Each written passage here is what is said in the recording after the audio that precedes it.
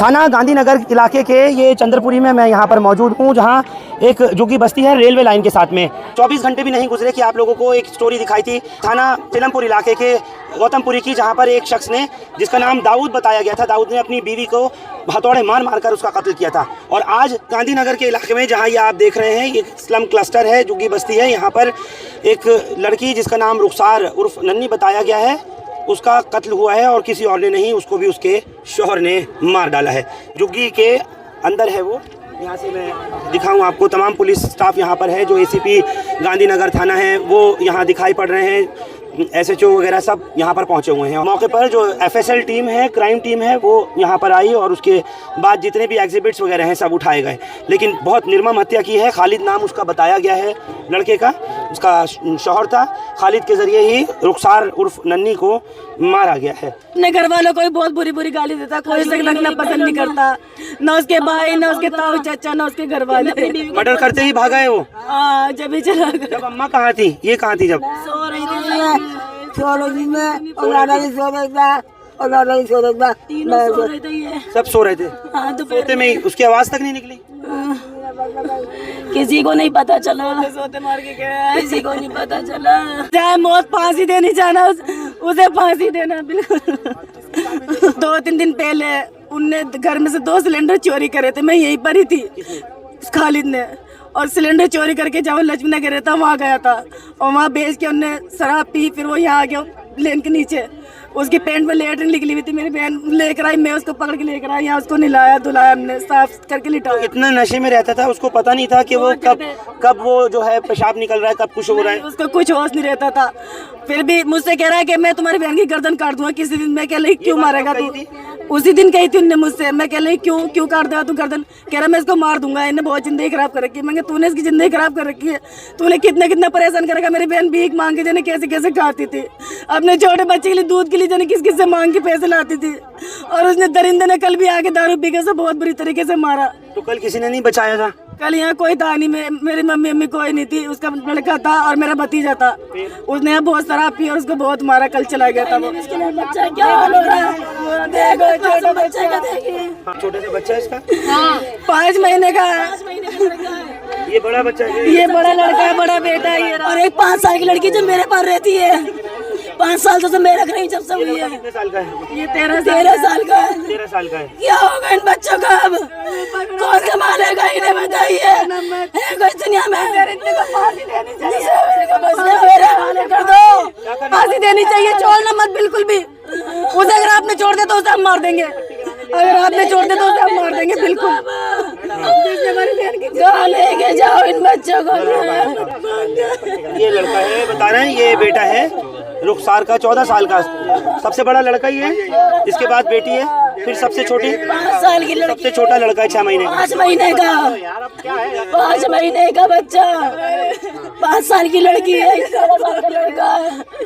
क्या भगवान बच्चों का ऐसा हमें पता नहीं था, ऐसा कर देगा वो हमें बिल्कुल नहीं पता। पहले कोई पुलिस कंप्लेंट करा रखी थी इसकी? बहुत बार करी, लेकिन हर बार भाग गया। कभी कुछ, कल भी कंप्लेंट कुछ करवाई है, आप तो कुछ करवाई है। फरहान भाई, मैं ये कहना चाहता हूँ इनके परिवार से, ये अकेले नहीं है, इनका भाई इनके साथ में खड़ा हुआ है। अगर इन्हें लगता है कि इस बच्चे की परवरिश की जिम्मेदारी, तो वो मैं उठाने को तैयार हूँ। इस छोटे बच्चे की, 6 महीने वाले बच्चे की परवरिश और इन दोनों बच्चों के पढ़ाई का खर्चा भी मैं उठाने को तैयार हूँ। अल्हम्दुलिल्लाह जो भी मेरे पास में है, मैं इनके लिए करने को, इनके परिवार के लिए करने को तैयार हूँ। और वास्तव में जो इनके ये आंसू है, अगर कोई इंसान होगा तो उसकी आंखों में भी आंसू आ जाएंगे। छोटा सा बच्चा है, अगर इनके परिवार चाहता है तो मैं उसकी पूरी परवरिश की, उसकी जिम्मेदारी लेने को तैयार हूँ। ये माँ है? अम्मा तुम्हारे पास ही रह रही थी वो? अम्मा, इससे पहले पुलिस से शिकायत नहीं करी थी, कभी कंप्लेंट नहीं करी थी कि मारता है? फिर मेरी मम्मी को 10 से बाहर कर दी, 10 से बाहर कंप्लेंट करी है।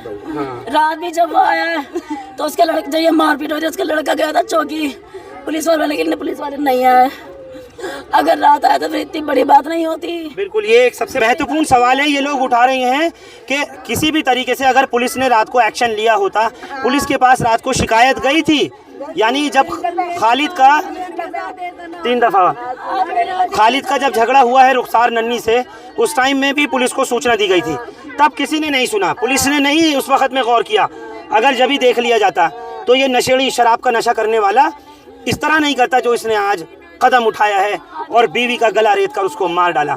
लेकिन हसीबुल हसन जो इस वक्त यहाँ पर खड़े हैं, ये कह रहे हैं कि इन मासूम बच्चों में से जो 6 महीने का जो उसका बच्चा है उसकी मैं जिम्मेदारी उठाऊंगा, और 2 बच्चे जो उसके और हैं, 15 साल का उसका लड़का है और 13 साल का उसका बेटा है और 5 साल की बेटी है, उनकी पढ़ाई का खर्च भी मैं उठाने को तैयार हूँ। जी बिल्कुल, ये आप हिंदुस्तान लाइव पे कह रहे हैं? जी बिल्कुल, एक इंसानियत के नाते और एक इंसान होने के नाते अगर अल्लाह ताला ने मुझे थोड़ा बहुत कुछ दिया है तो मैं अल्लाह की राह में अगर खर्च कर रहा हूँ तो समझ लिए ये बहुत अच्छी बात है और खुदा ने मुझे इस काबिल समझा है। मैं फिर कहना चाहता हूँ, आपने एक स्टोरी और कवर करी थी और आपने देखा था किस तरह से नन नगरी के अंदर एक बच्चे का कत्ल हुआ था और उसमें भी मैंने उनकी जाकर मदद करी थी। मैं तो सोचता हूँ कि बहुत खुश नसीब वो इंसान है जो किसी की मदद कर सके। आज के वक्त में इस तरीके से आगे आना उन मासूम बच्चों के लिए जिनकी माँ का साया उन बच्चों के सर से बाप ने ही उजाड़ दिया, गला काट के कत्ल कर दिया। फरहान भाई, आप आए दिन जमुना पार्क का दिखाते रहते हैं। अभी आपने परसों भी दिखाया कि किस तरह से एक औरत की हथौड़ा मार के हत्या कर दी गई इसी जमुना पार्क में, उसके शौहर ने। और आज भी इस हत्या के पीछे उसी के शौहर के ऊपर शक जाता है जो नन्ही मरी है, रुखसाना जो मरी है, जो लेडीज़ मरी है। 3 छोटे छोटे उसके बच्चे थे और गला काट के उसकी हत्या कर दी गई। तो मैं तो सिर्फ इतना कहना चाहूँगा कि ये देश की राजधानी दिल्ली नहीं, यहाँ पर तो जंगल राज हो चुका है। आए दिन मर्डर होते हैं, 24 घंटे भी नहीं गुजरते हैं कि कोई ना कोई मर्डर हो जाता है। मतलब कभी कभी तो ऐसा होता है कि दिन में 2 मर्डर हो जाते हैं। और इस वक्त आप देखें, यहाँ से अभी बॉडी को निकाल करके लेके गए हैं। ये लाइव तस्वीर आपके स्क्रीन पर हिंदुस्तान लाइव पर, और इधर की तरफ देखिए बहुत ये तमाम इसके घर वाले रो रहे हैं, इनका बहुत बुरा हाल है। रो कर ये लोग गिरफ्तारी की मांग कर रहे हैं, किसी तरीके से जल्द गिरफ्तार होना चाहिए। अभी तक खालिद गिरफ्तार नहीं हो पाया है और पुलिस इनको समझाने की कोशिश कर रही है कि आप लोग यहीं रुकें। बॉडी यहाँ से अभी जिस वक्त हम पहुँचे, क्राइम टीम वगैरह यहाँ से सब करने के बाद उसको लेकर गए हैं पोस्टमार्टम के लिए। छोटे देखिए बच्चे हैं, आप जो देख रहे हैं वो छोटे 2-3 बच्चे हैं और मैं सोचता हूँ कि इनकी परवरिश कैसे होगी। हत्या हो गई और हत्या भी एक सिर्फ नशे खातिर हुई है, क्योंकि जो व्यक्ति है जिसके ऊपर आरोप है इसके पति पे, वो भी नशाखोरी का शिकार था। और मुझे लगता है कि जमुना पार्क में जितनी भी हत्याएं हो रही हैं ये कहीं ना कहीं जो ये नशा बिक रहा है इसके कारण हो रही है। क्योंकि कोई बंदा होशो आवाज में अपनी बीवी का कत्ल नहीं कर सकता, अपने बच्चों का कत्ल नहीं कर सकते। जिस तरह से गला रेत के दिन के 3 बजे 3 और 4 के बीच में ये घटना हुई है और एक अपनी बीवी को मार के चल गया, वो होश के नशे में नहीं कर सकता। कोई ना कोई नशाखोरी हो रही है। मैं तो सिर्फ इतना कहना चाहूँगा फरहान भाई आपसे, आप आए दिन दिखाते रहते हैं कि 24 घंटे नहीं गुजरते हैं कि दूसरी हत्या हो जाती है। और कभी कभी तो ऐसा होता है कि दिन में एक नहीं 2 मर्डर हो जाते हैं, 3 मर्डर हो जाते हैं। अभी आपने तो एक दिन पहले दिखा दिया कि हथौड़े से किस तरह से मारा गया, एक आदमी ने अपनी बीवी को मार दिया। आज भी यही हाल है कि देखिए छोटे छोटे बच्चे किस तरह से वो लोग रो रहे हैं। ठीक है, एक आदमी ने फिर अपनी बीवी को मार दिया। तो ये कहीं ना कहीं जो जमुना पार्क के अंदर इसमें एक नशा ये सब बिक रहा है, इसके कारण ये हो रहा है। और मैं कहता हूँ ये देश की राजधानी दिल्ली में हम रह रहे हैं, तो सबसे शर्म की बात ये है कि देश की राजधानी दिल्ली में इस तरह से नशे का खुलेआम व्यापार हो रहा है। तो इसमें कहीं ना कहीं मैं खुलेआम कहता हूँ कि इसमें कहीं ना कहीं पुलिस की भी मिलीभगत है। देखिए दिल्ली के अंदर बीजेपी की सरकार है, 4 इंजन की सरकार है, सेंटर में बीजेपी की सरकार है, स्टेट में बीजेपी की सरकार है, एमसीडी में बीजेपी की सरकार है, और पुलिस को खुद एलजी साहब मॉनिटरिंग करते हैं। और फिर इस तरह से ये हत्याएं हो रही हैं, इस तरह से खुलेआम नशा बिक रहा है, जो कि झोपड़ियों में हर एक घर में नशा पहुंच रहा है। तो ये क्या है? ये पुलिस का फेलियर है और इससे ज्यादा और मैं कुछ नहीं कहूँगा। तो यहाँ इन झुग्गी झोपड़ियों में भी ये शराब इसमें ये इसका चलन पूरा भरपूर है।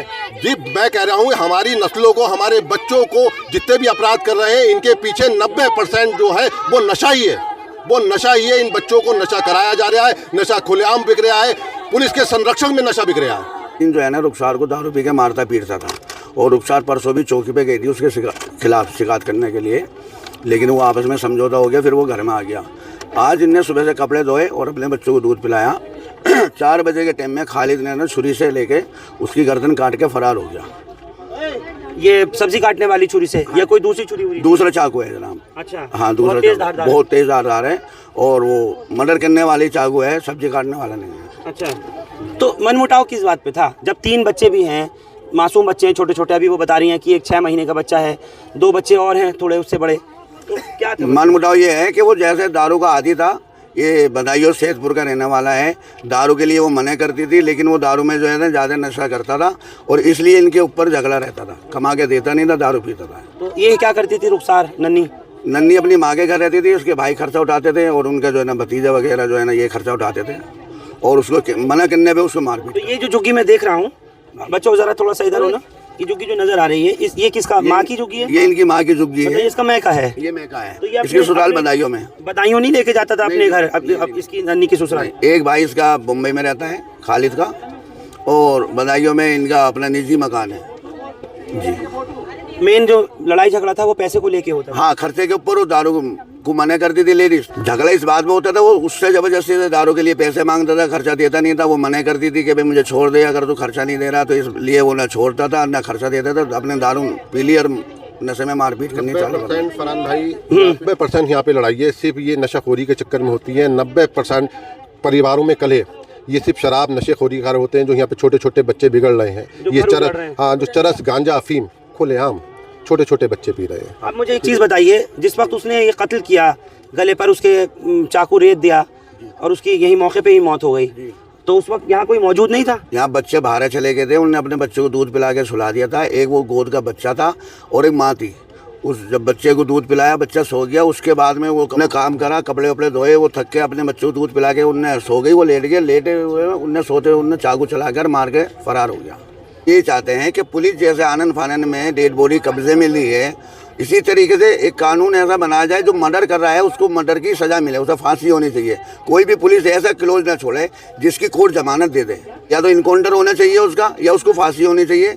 और पुलिस अगर दिल से कागज़ बना देती है तो वो जेल में ही सड़ेगा।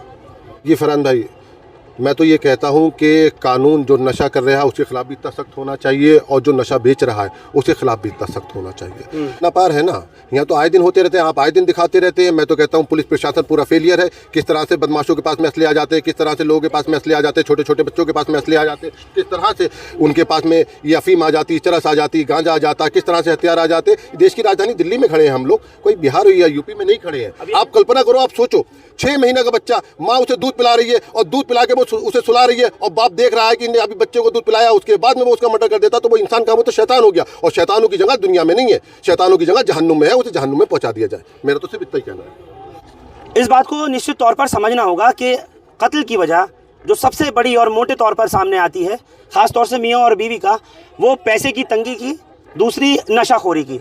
अब वो नशा चाहे जिस चीज़ का भी हो, शराब का हो, गांजे का हो, स्मैक का हो, अफीम का हो, जिसका भी हो, वो सबसे अहम मुद्दा बनती है, जड़ बनती है झगड़े की घर में, और नतीजा यहाँ तक होता है। आप सोचिए, रुखसार उर्फ मुन्नी, उसके 3 मासूम बच्चे हैं छोटे छोटे, और सबसे छोटा बच्चा उसका महज 6 महीने का। क्या देखा है उन बच्चों ने, क्या माँ की मोहब्बत और प्यार देखी। अब बाप ने ही माँ का कत्ल कर दिया। बाबा, तस्वीरें आपको दिखाने के लायक नहीं है, जिस वक्त देखा है आकर के हमने, वो विचलित करती हैं वो तस्वीरें। समाज के ऊपर एक बड़ा सवाल, एक बड़ा कलंक इस नशे की वजह से ये सब खड़ा हो रहा है। यहाँ के लोग मुतालबा कर रहे हैं किसी भी तरीके से उसका एनकाउंटर होना चाहिए, नहीं तो उसको सजाए मौत होनी चाहिए, फांसी की सज़ा होनी चाहिए। बच्चे यतीम मिस्कीन हो जाएं कोई बात नहीं, लेकिन ऐसा बाप कि जो अब खुद जेल में रहेगा, जिसने बीवी का ही कत्ल कर दिया इतनी बेरहमी के साथ में, उसको भी जीने का कोई अधिकार, कोई हक नहीं है। लोग हमारे साथ इस खबर पर गांधीनगर इलाके से जुड़े, आप सबका बहुत शुक्रिया। हिंदुस्तान लाइव फरहान याया यूट्यूब पर सब्सक्राइब कर सकते हैं और क्लिक कर सकते हैं बेल आइकन हमारी खबर की पहली नोटिफिकेशन के लिए। फेसबुक पर हमारा पेज हिंदुस्तान लाइव फरहान याया फॉलो और लाइक कर सकते हैं। Thank you for now. हमारे देश के मसालों की तो बात ही अलग है। भुने पिसे रंगीन और स्वादिष्ट मसाले सबको शेफ बना ही देते हैं। अब बनाइए हर दिन वीकेंड नूरी के साथ। जब हर घर बने बिरयानी, तो मिले हर एक निवाले में नूरी के बिरयानी मसाले का स्वाद। कोरमे के शौकीन हो तो आज ही ले आओ नूरी का कोरमा मसाला। लाएं आपके घर हमेशा हमारे मसालों की याद। आज ही ले आइए नूरी के मसाले।